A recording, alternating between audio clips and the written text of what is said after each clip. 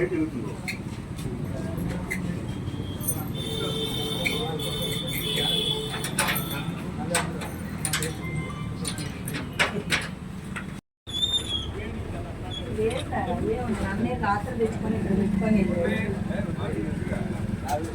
తిరువూరు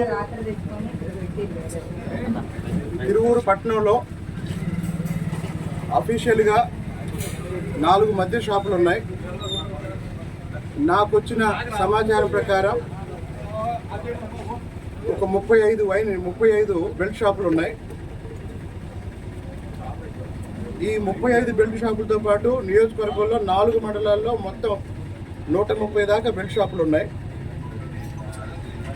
ఇప్పుడు ఎదురుగా ఉన్న వైన్ షాప్ వాళ్ళు ఇక్కడ ఒక 5-6 బెల్ట్ షాపులు నడుపుతున్నారు. ముందు ఈ వైన్ షాపుని లైసెన్స్ క్యాన్సిల్ చేయాలి. ఆ తర్వాత పదండి. తిరువూరు పట్టణంలో అధికారికంగా 4 మద్య షాపులకి అనుమతి ఉంది. కానీ ఈ 4 మద్య షాపుల యజమానులు పట్టణంలో దాదాపు 35 నుంచి 40 బెల్ట్ షాపులు నడుపుతున్నారు.